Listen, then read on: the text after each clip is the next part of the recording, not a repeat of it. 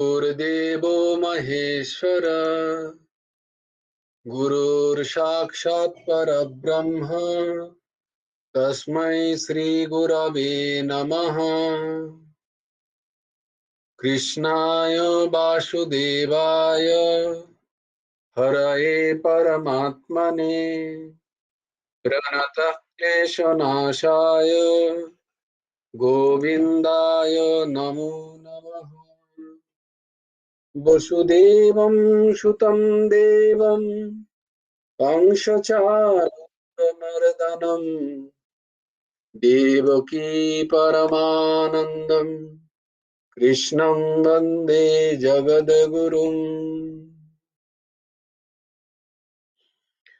নবকুমার চতুষ্পাঠীর আমরা তাহলে শ্রীমদ্ ভগবদ গীতার প্রথম শ্লোক এবং অন্তিম শ্লোক শুনবো। কার কাছে শুনবো আজকে? ও আমরা শ্বেতা মায়ের কাছে শো, অলপিকা মায়ের কাছে শুনবো। অলপিকা মা বলো কেন? আচ্ছা তাহলে বলছে না, পরে বলবো। তো আমরা নিমাইদার কাছে শুনবো বলেছিলাম। নিমাইদা,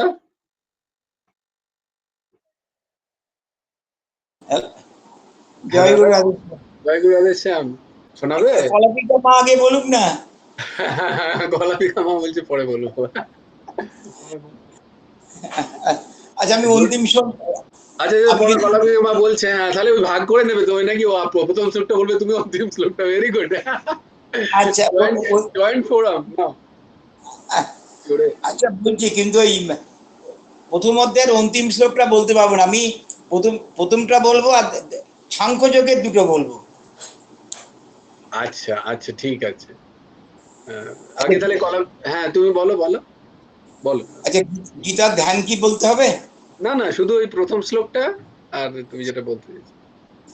আচ্ছা, ওম নমো পরমাত্মনে নমঃ। ধর্মক্ষেত্রে কুরুক্ষেত্রে সমবেত যুযুৎসবা মামেব পাণ্ডবাশ্চ কিং কুর্বত সঞ্জয়। এবার দ্বিতীয় শ্লোক থেকে বলছি একটু। এবারে সাংখ্যযোগে যেটা আমার খুব ভালো লাগে,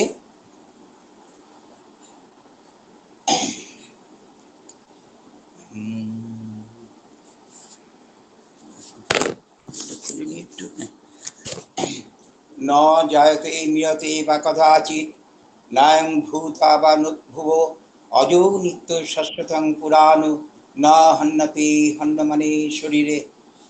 জয় গুরু রাধেশ্যাম। বাহ, সুন্দর, খুব সুন্দর। কলাবিকা বলো।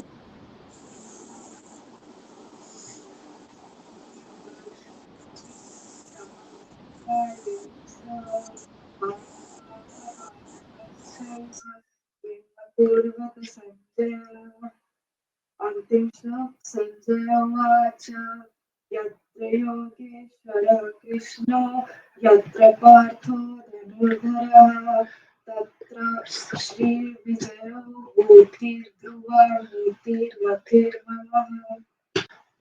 মম। বাহ, খুব সুন্দর, ভেরি গুড ভেরি গুড। তো আমরা চেষ্টা করব সবাই এই দুটি শ্লোক কণ্ঠস্থ করার। শ্রীমদ্ ভগবদ গীতার প্রথম অধ্যায়ের প্রথম শ্লোক এবং শ্রীমদ্ ভগবদ গীতার 18 নম্বর অধ্যায়ের অন্তিম শ্লোক, 78 নম্বর শ্লোক, এই দুটো শ্লোক আমরা মুখস্থ করার কি বলে চেষ্টা করেছিলাম এই গোটা মাসে। আমরা চেষ্টা করব আস্তে আস্তে, এর মানে এই নয় যে এই মাসটা ছেড়ে দিয়ে পরের যখন আমরা দুটো শ্লোক করব বা একটা শ্লোক করলেও আমরা এই শ্লোকগুলোও বলবো, যাতে আমাদের একেবারে কণ্ঠস্থ হয়ে যায়, এমন কণ্ঠস্থ হয়ে যায় যেন কেউ বললেই একদম ঠোঁটস্থ বলে না, সেই রকম যেন হয়ে যায় আমাদের। একটা হচ্ছে কণ্ঠস্থ, একটা হচ্ছে ঠোঁটস্থ। দেখো, হ্যাঁ মানে একটা হচ্ছে শুধু ঠোঁটেই থাকবে, আর একটা হচ্ছে কণ্ঠে থাকবে। তো ঠোঁটস্থ মানে আরো আরো বেশি। ওটাই কি বলে, কম্পিউটারে তোমরা যারা একটু কম্পিউটার পড়েছো, র্যাম অ্যান্ড রম হয়, তোমরা কি জানো? there are two memories, one is ram and one is rom. হ্যাঁ, তো র্যাম হচ্ছে র্যান্ডম অ্যাক্সেস মেমোরি, রম হচ্ছে read only memory. So like কণ্ঠস্থ হচ্ছে রিড অনলি মেমোরি খানিকটা আর কি, যে কেউ বললে whenever you তুমি যখন চাইছো তখনই তুমি অ্যাক্সেস করতে পারবে, but RAM is always available কণ্ঠস্থ। কেউ এলো হয়তো ঘরে, সঙ্গে সঙ্গে শুনিয়ে দিলাম 3-4 শ্লোক। এরকম হলে পাক্কা পাগলা গারদে ভর্তি করে দেবে কালকে। তো বাট এরকমই হতে হবে, এরকমই হতে হবে, লোকচক্ষে নয়, নিজেদের নিজেদের জায়গায়, নিজেদের জায়গায় কেন হতে হবে দেখো, এইটাই বলছেন ভগবান 34 নম্বর শ্লোকে, 34 নম্বর শ্লোকে তিনি এই দিকটাই দর্শন করাচ্ছেন আমাদের। শ্রীমদ্ ভগবদ গীতার 3য় অধ্যায়ের 34 নম্বর শ্লোক। তিনি ঠোঁটস্থ কেন করতে হবে সেইটা, কারণ ব্যবহারিক চাই। যেহেতু কথাটা শুনতে কেমন পাগল পাগল লাগছে, কিন্তু বস্তুতা যদি এই সময় বা সময় যত অতিবাহিত হবে, সময় মানে কাল, কাল দেশ পরিচ্ছেদ পরিচ্ছন্ন এই সব কিছুর মধ্যে যদি নিজের অন্তঃকরণকে স্থির এবং নিশ্চল রাখতে হয়, তাহলে কিন্তু ওই ঠোঁটস্থই করতে হবে। কণ্ঠস্থ তো থাকবেই, কারণ কণ্ঠ তো রোধ করে দেয়া হচ্ছে না, তো কণ্ঠ টিপে থাকলে কোনো অসুবিধা নেই, ঠোঁট যাতে চালাতে পারি আমরা। Apart from the joke, it is truth. তো এইরকম আমরা 34 নম্বর শ্লোকটা দেখবো, কারণ আগের শ্লোকটাই আমরা দেখেছিলাম যে ভগবান কি বলছেন, যে জোর করে ইন্দ্রিয়কে আমরা কোনো বশে আনার চেষ্টা করব না। ইন্দ্রিয়কে আমরা জোর করে, ইন্দ্রিয় নিগ্রহকে আমরা জোর করে করব না, যদিও সেটা একটা পন্থা, কিন্তু ভগবান এখানে বারণ করছেন, বলছেন না এটা করলে কি হয়, অনেক সময় এর একটা বিপরীত ফল পাওয়ার সম্ভাবনা থাকে, এটা ইন্দ্রিয় অনেক সময়। কারণ একটা দারুণ কথা, তোমরা জানি না এনাকে জানো কিনা, ডক্টর BM হেগড়ে, এনাকে যদি তোমরা শোনো আর কি ইউটিউবে, যদিও বলে তথাকথিত ওয়ে অফ ট্রিটমেন্টের উনি খুব বিরোধী, and he is a well renowned cardiologist, but he is very against of this type of, না মানে এখনকার যে ওয়ে অফ ট্রিটমেন্টের তিনি খুব বিরোধিতা করেন, তাই জন্য বোধহয় ওনাকে IMA থেকে বার করে দেওয়া হয়, এরকম কিছু একটা ব্যাপার আছে যদিও, but you can all follow and put your brain, of course তোমার লজিকটা লাগাবে তার কথায়। তো তিনি একটা কথা বলছেন যে he always talks with the research papers, he never talks on his own. তিনি বলে দেন এই রিসার্চ পেপার গুলো এই বই থেকে আপনারা পড়ে নেবেন, অল নোবেল লরিয়েটস এর বিভিন্ন রিসার্চ পেপারের উনি ইয়ে দেন, ভেরি ভেরি ভেরি ভেরি। বোধহয় 2 বছর আগেই ওনাকে পদ্মবিভূষণ দেওয়া হয়েছে। ইত্তেফাক, সে ম্যাঙ্গালোরে থাকেন, ব্যাঙ্গালোরেও আসেন মাঝে মাঝে মাঝে। ম্যাঙ্গালোর কর্ণাটকের আরেক সিটি ম্যাঙ্গালোর, সেখানকার উনি বাসিন্দা। তো তিনি একটা জায়গায় এরকম বলছিলেন, do you know where is your mind? গুরজোশী শুনেছি লেকচারটা, তো বলে নেভার মাইন্ড, এরকম ভাবে উনি বলছেন একটা জায়গায়, do you know where is your mind, so never mind. So like that, he was telling that the research shows, তিনি বলছেন যে রিসার্চ আবিষ্কার করে দেখেছে যে mind, every cell has got a mind, every cell has got a mind. এবং এটা এখন নতুন রিসার্চাররাও, মেডিকেল রিসার্চাররা তারা বুঝতে পারছেন, যখন কোথাও টিউমার ফর্ম করে, গাটস ফর্ম হয়, ক্যান্সার হয়, যখন টিউমার ফর্ম করে, that gut has got his own intelligence. It doesn't listen to you. মানে টিউমার বা গার্ডস তোমার বুদ্ধিমত্তাকে সে পাত্তা দেয় না, তার নিজের একটা বুদ্ধিমত্তা আছে। এরকম অনকোলজিস্ট রিসার্চাররা, মানে যারা ক্যান্সার রিসার্চ করছে, তারা বুঝতে পারছে যে ওদের যে ডেভেলপমেন্টটা হয়, মানে গার্ডসের যে ডেভেলপমেন্ট হয়, it is not at all depend on your thought process. যদি ফর্ম হয়ে যায়, ফর্ম হওয়ার আগে থট প্রসেসের উপর নির্ভর করে, মানে if you are on space, if you are on so many things, তুমি তখন সেটাকে আটকাতে পারবে। কিন্তু যখন একবার ফর্ম হয়ে যাচ্ছে তখন সে তার নিজের মতো ব্যবহার করে, তার ব্যবহারের চরিত্র মানে সে যেরকম ব্যবহার করে সেটা পেশেন্টের ব্যবহারের সাথে মেলে না। তো নাও দে আর সেইং দ্যাট whenever যখন এটা গাট ফর্ম হয়, একটা টিউমার ফর্ম হয়, তখন সে তার নিজের একটা তার চরিত্র তৈরি হয়। এরকমও রিসার্চাররা তৈরি করছেন। বলে, আমরা তো গীতা পড়ছিলাম, now you are going to the human anatomy. No no I am not. আমি বোঝাতে চাইছি যে এইটা, যে ইন্দ্রিয়র একটা নিজস্বতা আছে, সেটাকেও বুঝতে হবে। যদিও তার বল সে বুদ্ধি থেকেই পাচ্ছে, চেতন থেকেই পাচ্ছে, কিন্তু তার ওই চেতন যেহেতু সূক্ষ্মাকারে প্রত্যেক কোষে কোষে বর্তমান, তাই তার নিজের একটা চরিত্র আছে। তাই আমি যেটা ভাবছি সেটা যদি আমি আমার আমার কি বলবো, ইন্দ্রিয়ের চাওয়ার সাথে সেটাকে যদি আমি সিঙ্ক্রোনাইজ না করি, মানে সেটাকে যদি আমি একই রাস্তায় না নিয়ে যেতে চাই, তাহলে কিন্তু সমস্যা। এটা থেকেই বেশিরভাগ ক্ষেত্রে আমাদের স্ট্রেস হয়, দেখবে তোমরা। কারণ আমি একরকম ভাবে চাইছি, আমার ইন্দ্রিয় অন্যরকম চাইছে, নাও আমি চেষ্টা করছি প্রচন্ড তাকে দমন করার, হবে না, এটা হয় না কখনো, এর থেকেই স্ট্রেস হয়। আমি তাকে বোঝাতেই পারছি না ইন্দ্রিয়কে, বাট কেউ চেয়ে যাচ্ছে। তো এটা খুব মুশকিল। তাই জন্যই ভগবান, দেখো তখন ভগবান বলছেন, now so Gita is never ending research paper, so anybody can do doctorate in research in Gita, individual শ্লোক, প্রত্যেকটা শ্লোক নিয়ে। তো ভগবান বলছেন তাহলে এরম যখন করবো না, এটা কেন করব না? বলছেন এই যে সিঙ্ক্রোনাইজেশন কেন করব, কেন আমি এরম করব না, কেন আমি ইন্দ্রিয়র কথা শুনবো? কারণ তুমি তো বলছো যে ইন্দ্রিয় নিগ্রহ করাই উচিত, আবার এখন বলছো ইন্দ্রিয়ের কথা শুনতে। কি নিগ্রহ কথা বলছেন না, ইন্দ্রিয়ের বিষয় সম্পন্ন নিগ্রহ করার কথা বলছিলেন, মানে ইন্দ্রিয়র বিষয়গুলো থেকে যাতে আমরা ত্যাগ করতে পারি তাদেরকে। এর কথাই তুমি এতক্ষণ ধরে বললে।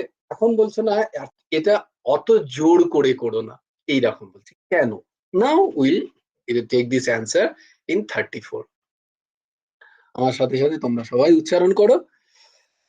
ইন্দ্রিয়স্যেন্দ্রিয়স্যার্থে, ইন্দ্রিয়স্যেন্দ্রিয়স্যার্থে রাগদ্বেষৌ ব্যবস্থিতো, রাগদ্বেষৌ ব্যবস্থিতো তয়োর্নো বশমাগচ্ছেৎ, তয়োর্নো বশমাগচ্ছেৎ তৌ হ্যস্য পরিপন্থিনো, তৌ হ্যস্য পরিপন্থিনো।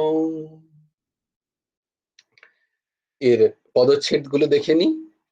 ইন্দ্রিয়স্য ইন্দ্রিয়স্য, ইন্দ্রিয় ইন্দ্রিয়ে, অর্থে প্রত্যেক ইন্দ্রিয়েরই, রাগদ্বেষ, রাগ এবং দ্বেষ, ব্যবস্থিত, স্থিতি হয়।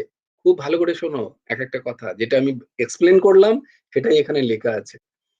তয় ওই সবের বশম না আগচ্ছেৎ, বসে আসা উচিত নয়। হি কারণ, তো এই দুটি, অশ্ব এর, পরিপন্থীন, বিঘ্ন প্রদানকারী শত্রু। ভগবান বলছেন কিন্তু ইন্দ্রিয়র বশেও এসো না। নাও হিয়ার ইজ দ্য পয়েন্ট, ইন্দ্রিয়র বশেও এসো না।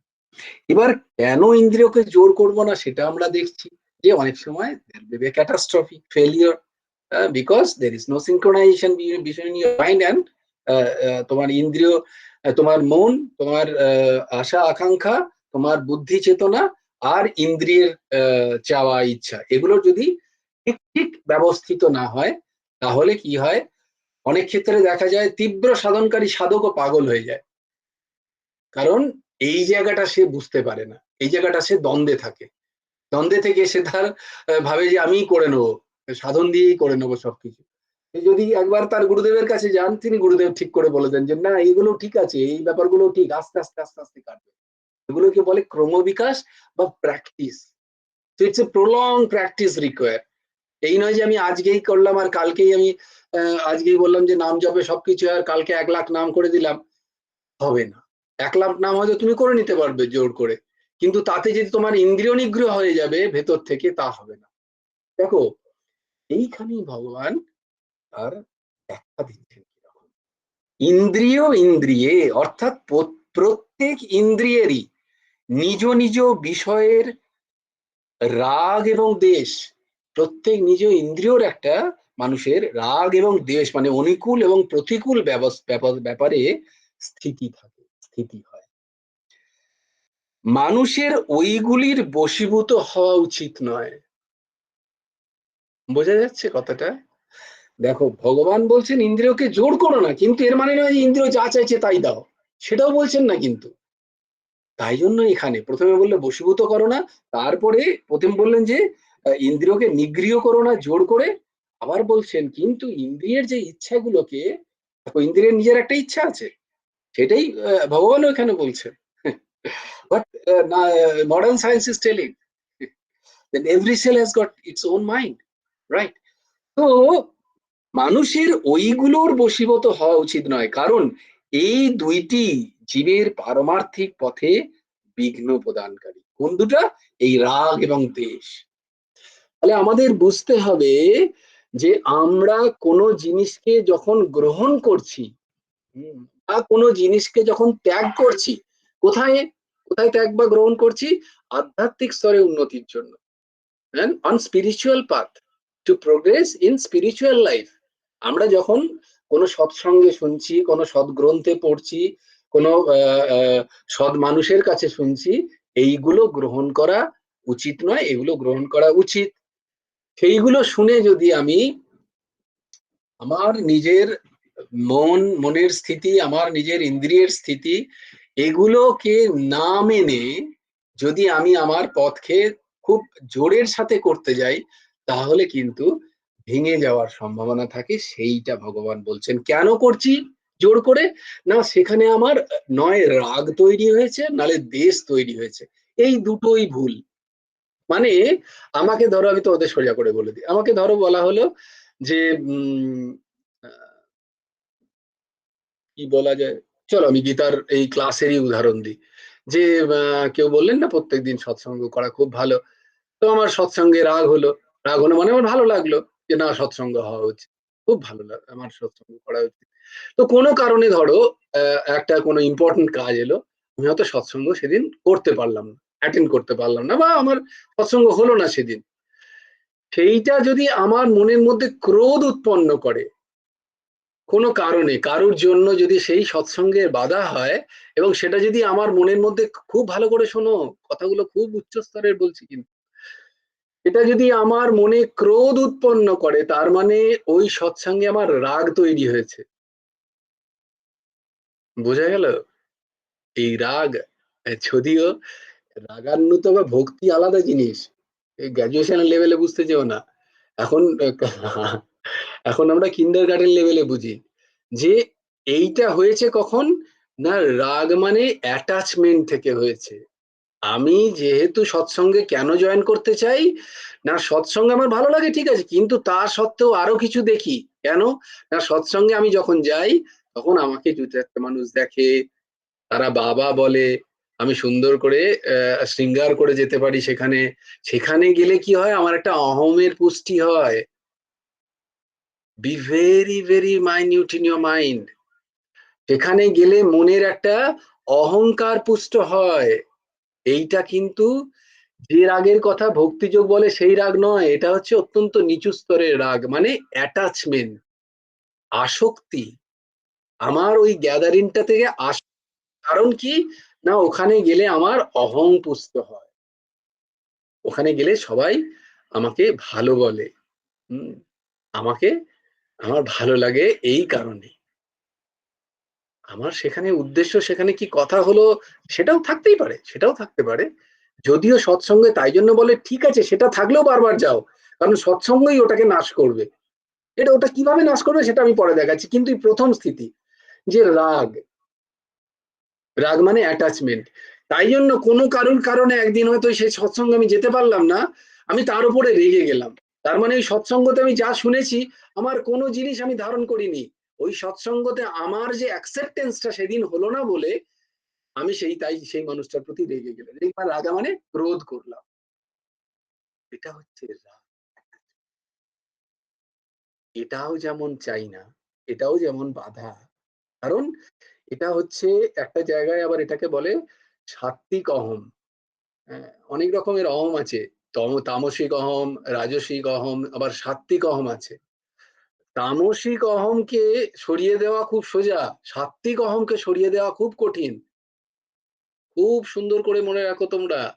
সাত্ত্বিক অহংকার যে আমি আমার ভালো লাগে গীতা ক্লাস করতে, আমি গীতার শ্লোক মুখস্থ করছি, আমি আর 5টা মানুষদের থেকে আলাদা, আমি কিছু জানি গীতা সম্বন্ধে, আমি জানি গীতাতে কটা শ্লোক আছে, আমাকে কয়েকজন সেখানে দেখে।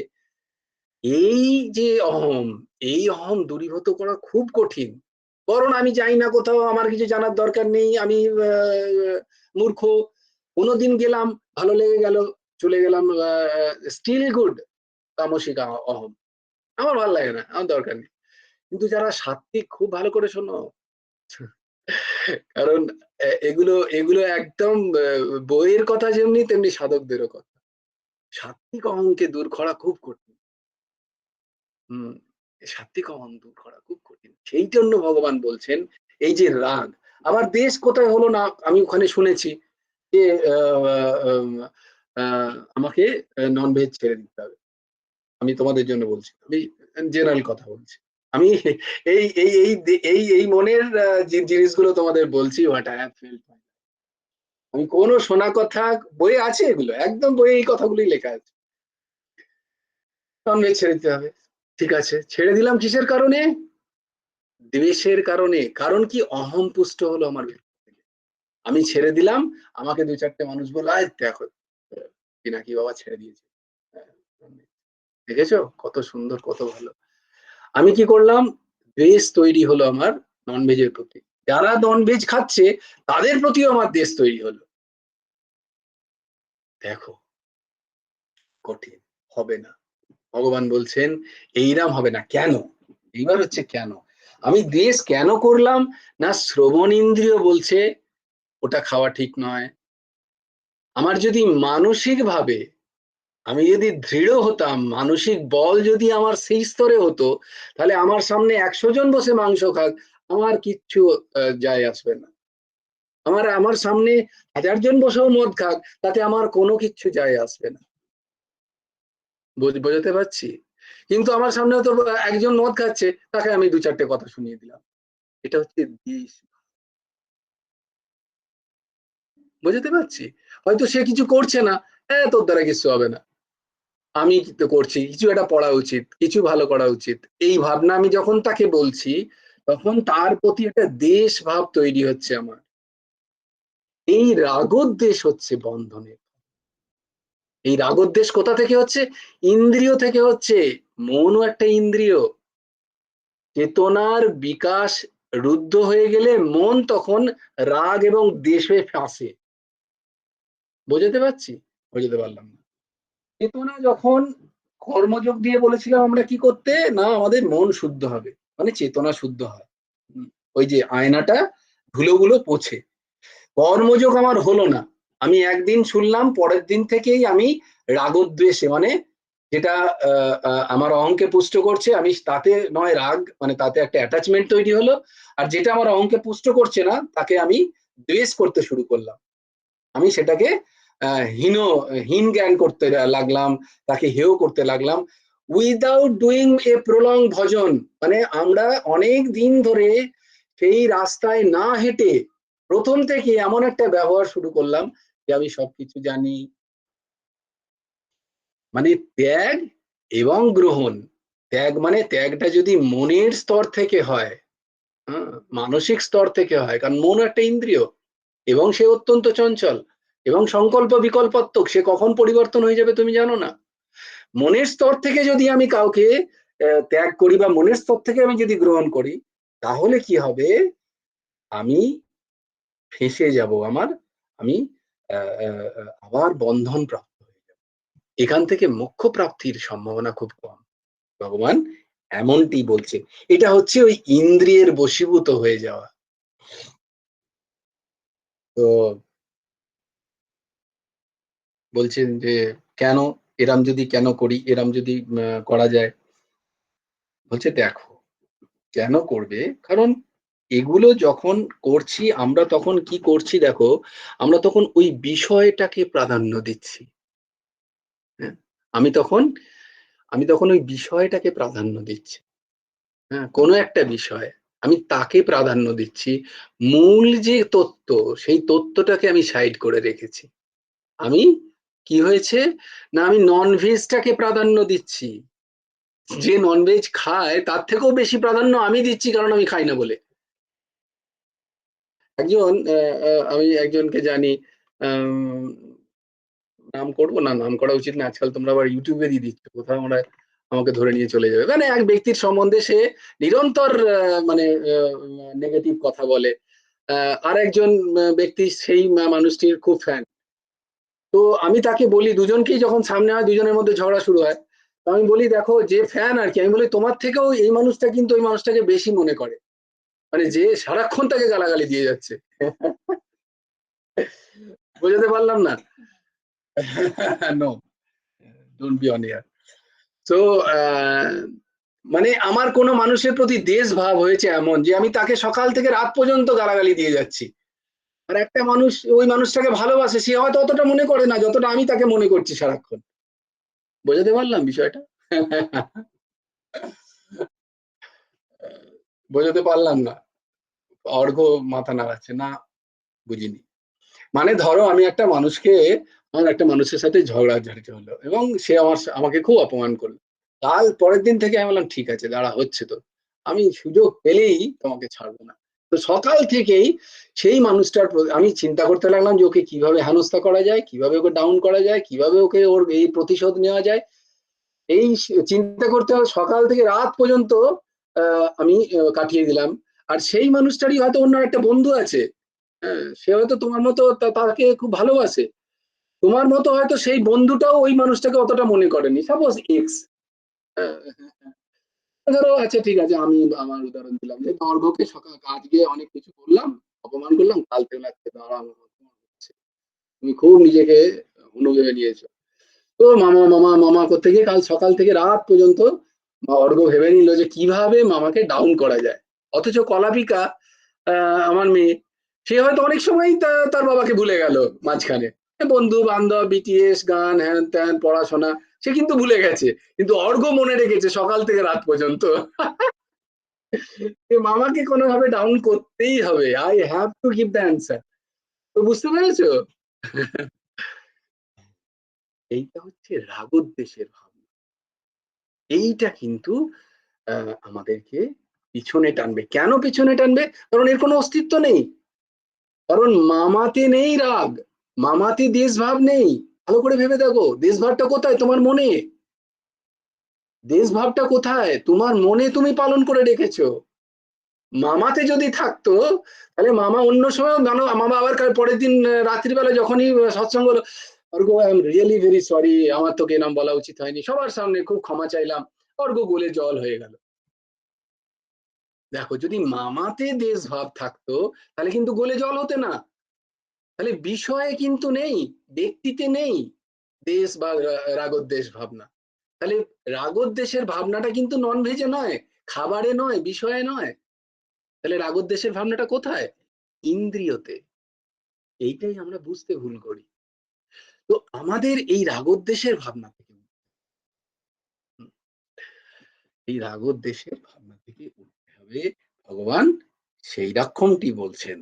কারণ কি, না এই রাগ থেকেই কামের উৎপত্তি হয়, আর দ্বেষ থেকেই ক্রোধের উৎপত্তি হয়। রাগ থেকে কি হয়? কামের উৎপত্তি হয়, কামনা জাগে। আমার কোনো কিছুর সঙ্গে যখন অ্যাটাচমেন্ট হয়, তোমাদের দেখিয়েছিলাম না যে কিভাবে আমরা পাপ কার্য করি। আহ, ক্রোধ হয়ে এসো, ক্রোধ থেকে আমাদের কাম, কাম প্রতিহত হলে ক্রোধ হয়, ক্রোধ ক্রোধ থেকে আমাদের চিত্ত বিভ্রংশ হয়, সেখান থেকে বিবেক নষ্ট হয়, সেখান থেকে আমরা আস্তে আস্তে পশু তুল্য হয়ে যাই। আমাদের তখন আর মনুষ্যত্ব থাকে না। তো এটা কি না, আমি অ্যাটাচড উইথ মাই ইন্দ্রিয়াস। ভগবান এই জায়গাটা দেখাচ্ছেন যে ইন্দ্রিয়স্য ইন্দ্রিয়াস্যার্থে রাগদ্বেষৌ ব্যবস্থিত হোক। এই রাগোদ্দেশটা কোথায় আছে? ওই ইন্দ্রিয়ের স্থিতিতে। ইন্দ্রিয় যাকে ভোগ করছে কোথায়? ওই দেখো শব্দ, রূপ, রস, গন্ধ, স্পর্শ, এতে। রাগোদ্দেশ তোমাতে নেই, কারণ তুমি চেতন, আর এগুলো সব জড়। বোঝাতে পারছি? চেতনেও রাগোদ্দেশ নেই, আবার জড়তেও কিন্তু রাগোদ্দেশ নেই। কি অদ্ভুত কথা দেখো। রামসুখ দাসজি মহারাজ বলছেন, এখানেই আমার প্রশ্ন ছিল এক জায়গায় একজনকে, যে যদি চেতনেও না থাকে আর জড়েও না থাকে, তাহলে সাধন কে করছে? কে ননভেজ ছাড়বে? কে ননভেজ খাচ্ছে? কে কোনটি পড়বে? কে কোনটি ছাড়বে? তো এই দেখো, সূক্ষ্মটা বোঝো। আবার বোঝাবো আমি, খুব সূক্ষ্ম দিক বেদান্তের। কারণ এই রাগোদ্দেশ হচ্ছে অজ্ঞানকৃত। চেতন যখন জড়র সাথে মিশে নিজেকে জড়র সাথে এক করে নেয়, ভাবনা, এই ভাবনার কোনো অস্তিত্ব নেই, ভেবে নেয় যে এই জড়টা আমি। কোন জড়? এই শরীর, মন, বুদ্ধি, চিত্ত, অহম। অহম চলে আসে এইখানে, এই অহমে থাকে এগুলো, কিন্তু অহমের তো কোনো অস্তিত্ব নেই। তাই জন্য বলে, এগুলো নিয়ে আমরা আরো বুঝবো, খুব সূক্ষ্ম জিনিসটা একটা। এই রাগোদ্দেশ যেন আমরা, রাগোদ্দেশের খাতিরে যেন আমরা কোনো কিছুকে ত্যাগ বা গ্রহণ না করি, তাহলে কিন্তু আমাদের আমাদের তাই জন্য আমরা প্রায়ই দেখি যে আমরা সাধন করছি, আমরা মনন করছি, আমরা সবকিছু করছি, কিন্তু তবুও মাঝে মাঝে এই প্রশ্নটাই বারবার উঠে আসবে আমাদের মধ্যে। তোমরা যারা সিরিয়াস থিঙ্কার, যারা করছো, যারা এই ক্লাসে যুক্ত আছো, যারা সত্যিই চেষ্টা করছো করার, তোমরা প্রত্যেকে প্রণম্য। তোমাদের মধ্যে বারবার এইটাই আসবে, আহ, এত কিছু তো শুনছি, এত তো করলাম, কই যখন সময় আসছে তখন তো করতে পারছি না। কেন? কেন পারছো না? কেন কন্ট্রোল করতে পারছো না ওই সময়টা? বা কেন সেই রাগোদ্দেশকে ত্যাগ করতে পারছো না? কারণ তুমি রাগোদ্দেশটাকে আইডেন্টিফাই করনি এটা তোমার চিত্তের বিকার হিসেবে। এটা হচ্ছে একটা রোগ, একটা বিকার, এই রাগোদ্দেশ। এটা না তোমাতে আছে, না ওই বস্তুটাতেও আছে। বেসিক্যালি ওই বস্তুটাতেও নেই, জড়ের মধ্যে কি করে থাকবে রাগোদ্দেশ?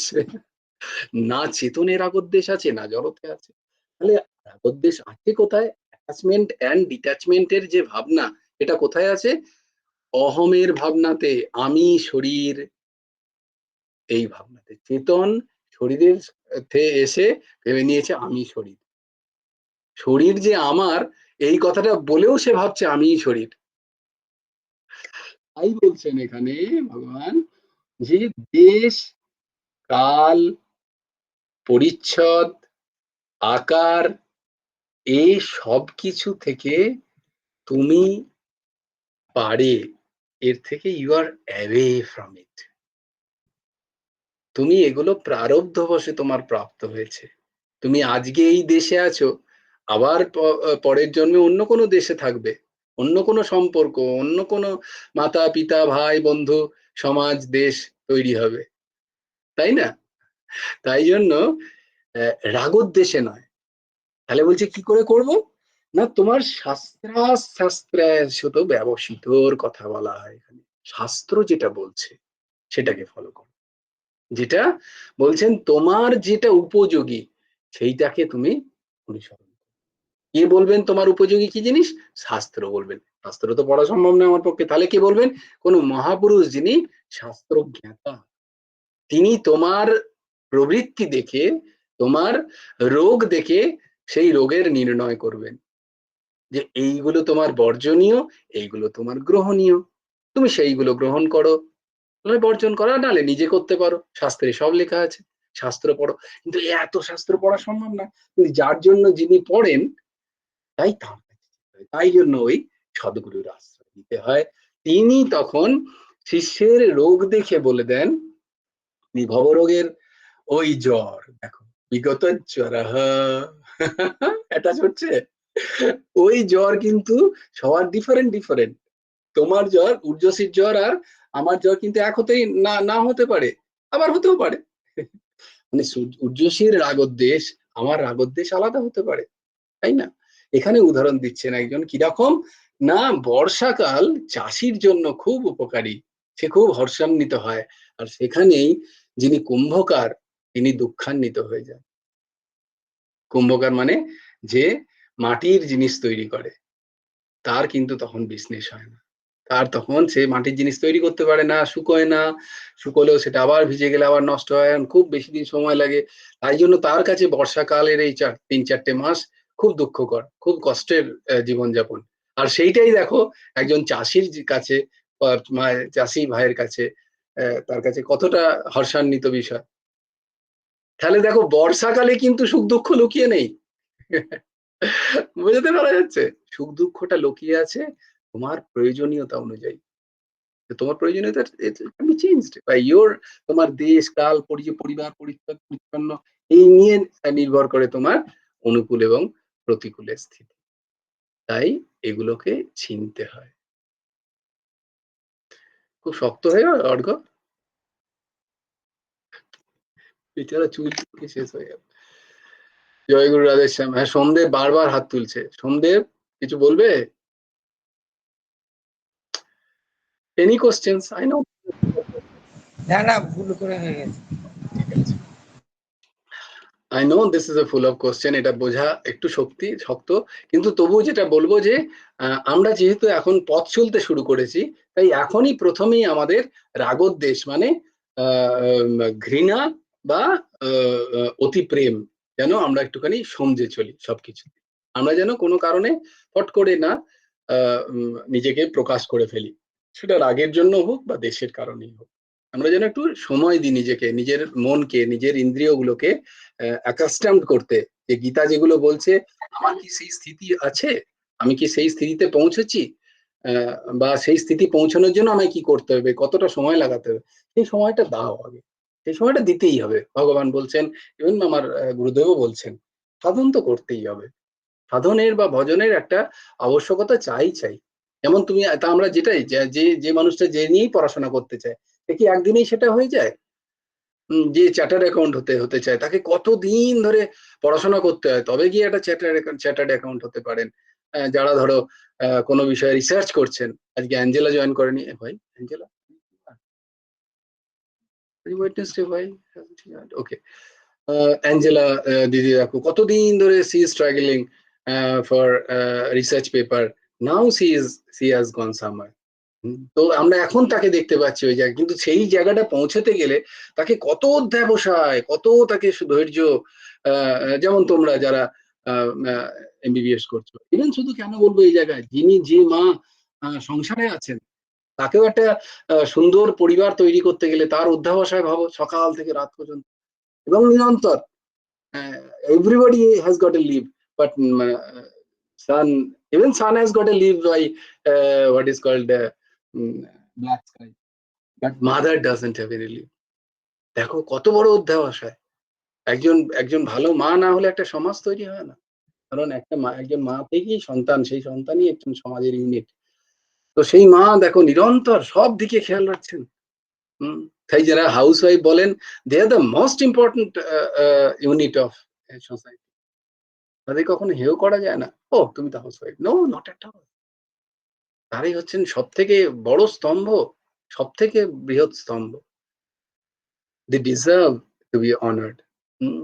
তো তাই প্রত্যেকটা জায়গায় যেখানে তুমি এক্সেলেন্সি আনতে চাও, তোমার অধ্যাবসায় চাই, পার্সিভারেন্স চাই, তোমার ধৈর্য স্থৈর্য চাই, এবং যেটা ঠিক, যেটা রাইচুয়াল অ্যাকশন, ধর্মের পথ, সেটাকে অনুসরণ করতে হয়। এই ধর্মের পথ কে বলে দেবে?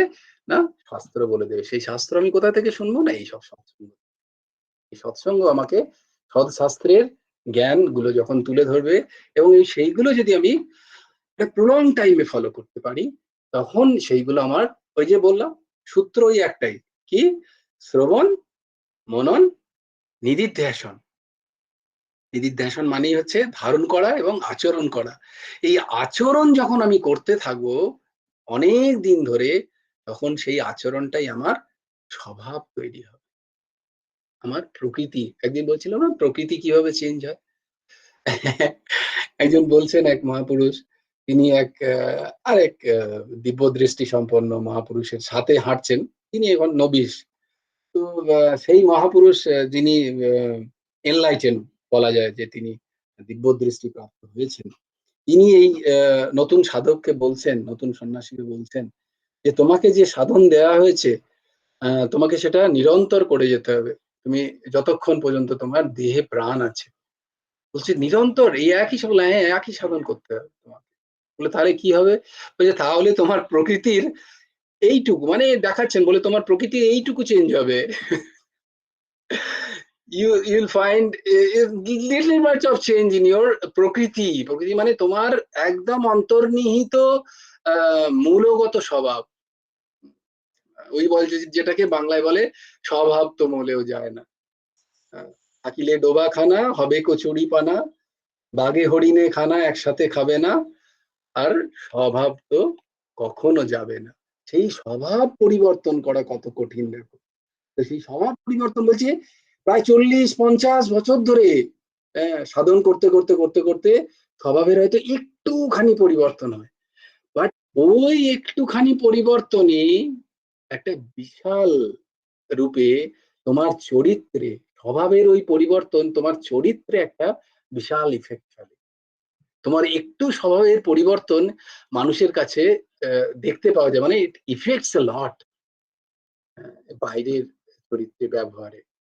তুমি যে কেউ বলবে তুই তো চেঞ্জ হয়ে গেছিস, বাট তুমি যখন তুই নিজেকে ইন্ট্রোস্পেক্ট করতে যাবে সবাই, তখন দেখবে স্বভাবের হয়তো অত্যন্ত কম একটুখানি চেঞ্জ হয়েছে।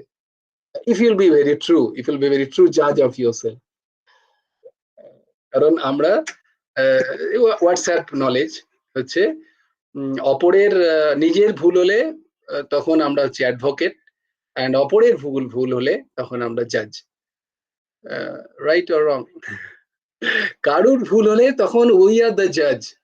আমরা তখন সঙ্গে সঙ্গে তাকে তার শাস্তি ধারণ করে ফেলি, এই শাস্তি হওয়া উচিত। ইউ আর দ্য জাজ।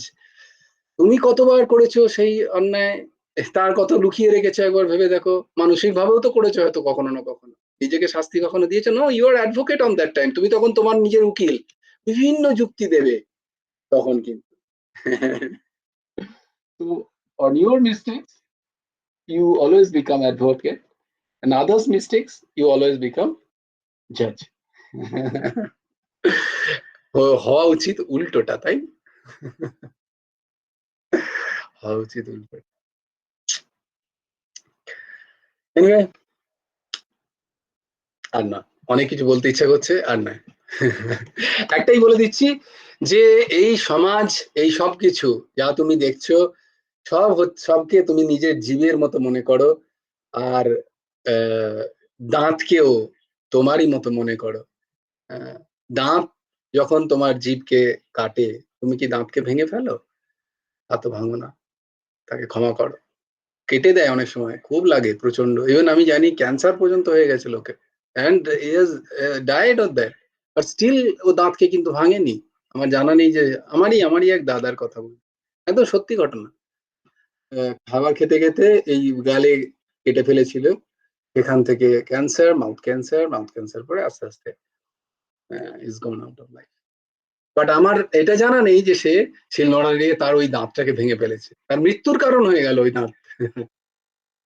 তো আমরা যদি আমাদের দাঁতকে এই লেভেলে ক্ষমা করতে পারি, মহাপুরুষদের কথা খুবই উচ্চ স্তরের, স্বাভাবিক সাধারণদের জন্য নয়। এবং তোমরা যেহেতু উচ্চস্তরে, তাই তোমাদের কাছে রাখছি আমি কথাটা বিচারের জন্য।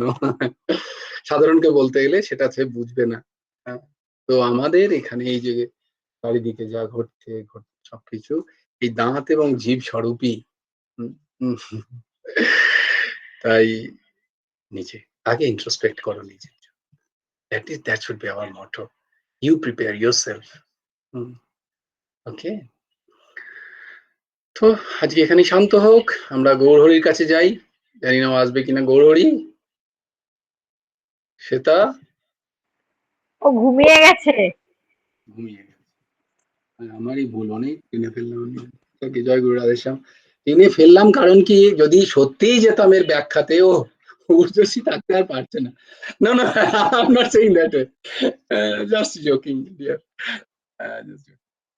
শুধু এই এই শ্লোকটা এতটাই ইম্পর্টেন্ট, মানে আমি তোমাকে বলে দিচ্ছি 1 2 3 4 5 6 7 7.5 পাতায় রামসুখ দাসজি ব্যাখ্যা করেছেন, 7.5 পেজেস। তার মানে ভাবছো এই শ্লোক নিয়ে যদি বলতে থাকি, I can spend around 1 month একটা শ্লোক। এনিওয়ে, সবাই ভালো থেকো, সুস্থ থেকো, কিপ স্মাইলিং। নাও আমরা নাম করি রাধে শ্যাম, রাধে শ্যাম, শ্যাম শ্যাম রাধে রাধে, রাধে কৃষ্ণ, রাধে কৃষ্ণ, কৃষ্ণ কৃষ্ণ রাধে রাধে। জয় গুরু রাধে শ্যাম।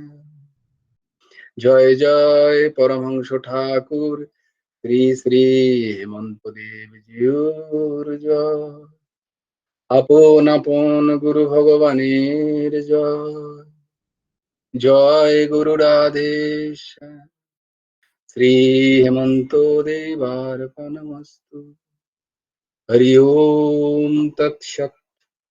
সবাই ভালো থেকো, সুস্থ থেকো।